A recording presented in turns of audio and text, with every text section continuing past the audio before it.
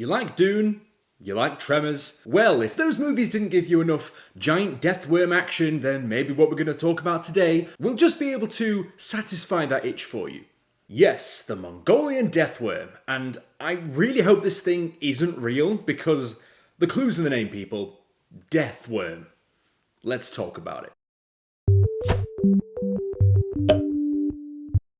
Hello! Welcome to Brainspill, the laziest show on the internet. My name is Tank, and you've probably put two and two together already that this deathworm is pretty dangerous, based on the fact that it has poisonous acidic spit that it shoots out and pretty much kills anything it touches. So, where did this thing come from? We have to go to the Gobi Desert, where the Olgoi Horkoi, Mongolian for large intestine worm, is believed to roam. The creature first came to Western attention due to Roy Chapman Andrews' 1926 book On the Trial of Ancient Man, a book which describes the tales of monsters and escapades from what is commonly referred to as the Indiana Jones of the ancient world of paleontology, with one tale including that of the giant sandworm in the Gobi Desert, the Mongolian Deathworm. As a matter of fact, there are a few lines in the book in particular which pretty much describe what this thing is. It is shaped like a sausage, about 2 feet long, has no head nor leg, and is so poisonous that merely to touch it means instant death. It lives in the most desolate parts of the Gobi Desert. Okay, let me repeat that for the people in the back that didn't quite hear me the first time. Instant death! Did you hear me over there? Good. He even doubles down on the legend in his 1932 book, The New Conquest of Central Asia, saying that they are known to live in the arid sandy regions of the Western Gobi. It is often believed that the worm is around during damp seasons, so particularly when it's just been raining, that you might have a sighting of the Mongolian Deathworm. A lot of people are quite careful when it comes to picking up water buckets from the ground, because you think that there might be a deathworm right underneath it. Now, this must be the perfect wives' tale to tell your kids if they've been behaving badly, and just basically say that in the night, the Mongolian Deathworm's gonna get you. It's gonna get you. You need to be careful. That's right, don't spill a drop of that water, or he's gonna get you. Well, part of the myth and the legend behind this isn't just make-believe, but that I heard this from a number of second-hand stories and tales who have sightings of the deathworm from the locals in Mongolia, who have said that it does exist. Bearing in mind that none of the officials that were spoken to have ever seen one themselves, but they all believe it exists. Okay, sure, like the Tooth Fairy. We've all heard from people that the Tooth Fairy exists, it comes and gets your tooth. And I have absolutely no reason to doubt that, because I'm the one that got a £5 note under their bed one time they had a tooth come out. Yeah, £5, not just one. I was a lucky boy. I'm sure the Tooth Fairy has managed to make her throne of teeth by this point in time. Investigations were undertaken into the creature, to which locals described the deathworm being large, toxic, and white brushard in colour, even being described as a tailless lizard.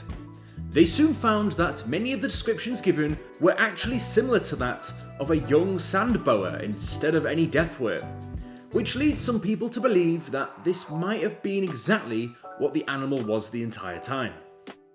Although, just looking at a sand boa, I think it would be pretty hard to mistake one of these things for what people were describing as the Mongolian deathworm. Maybe that's just me, but these little things, I'm sure they won't harm anyone. Zoologist UK Gorlov, who worked extensively in Mongolia in the 1970s, decided that they would put this to the test and showed the Mongols of Gobi a specimen of the deathworm, to which they confirmed that this was the same worm. The bad thing for them was the sample they were given was actually that of a Tartar sand boa. So this must be one of two things. One, the myth is debunked and there is no sandworm, or two, everyone's forgotten what a Mongolian deathworm looks like. I can't think of any other explanation. Either way, people are always venturing out and being a little bit careful to seeing what they can find out in the sands. I'm sure there's a lesson in here somewhere, but I really can't find it. Despite this and the fact that pretty much every single person who they've spoken to has said that they've never actually seen one in their lives before, they are still fearful of the existence of something like a deathworm, and there's probably an explanation behind this. This could all be down to ancient hieroglyphics, in which ancestors have put many depictions of snakes or snake-like people, which place some significance in culture. One well-known myth, for example, is a dragon reminiscent of ancient Chinese dragons. Such a symbol is highly symbolic in Mongolia, and the dragon being considered a mystical animal. And the idea that other amphibious animals being related to the dragon may also share some level of respect and belief, in that giant snakes share the same mystical status that a large dragon would. However, instead of praise, the snake would be the symbol of a serpent king of the underworld, which in turn may spur rather fearful ideas about what giant sandworms gobbling people up in the deserts could entail. So yeah, that's just one possible explanation as to why there is still some fear or belief that there is something out there, despite the fact we have no actual evidence that one of these things does exist or ever did.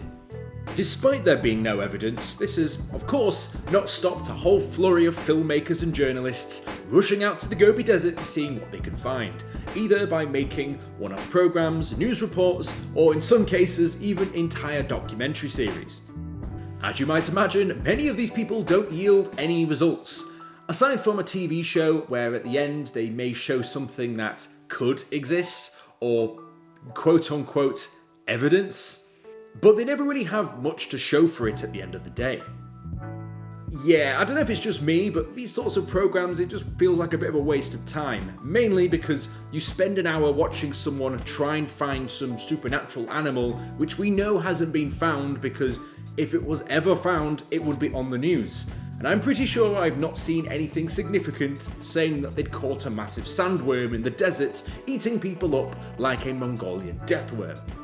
And yes, I know this is incredibly hypocritical coming from someone like me, who has just made you sit through a video talking about that very topic, and here you are watching me. But at the end of the day, at least I've wasted no more than 10 minutes of your time, instead of someone that might watch a documentary, which might be a whole series long. So I've saved you about, 12, 13 hours of content?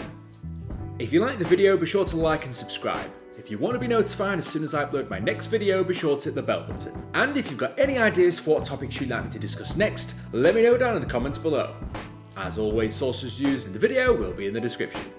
Look, even if the Mongolian Deathworm isn't real, or we just don't have any evidence that it exists, my interpretation of what it should be like is like a graboid from the movie Tremors. Those things are pretty dang scary. And look, I don't want you to go away empty-handed like many of those docu-series where they say they found it, but then they don't actually find anything. I'm going to show you a Mongolian Deathworm right now. Oh, did you see that? Oh, there it was again. Guys, we just have to find it. Start throwing your water buckets down on the ground, people. You never know what you might find. Yeah, I'm going to have to edit that in somehow, in post. I'll see you guys in the next video. Fantastic.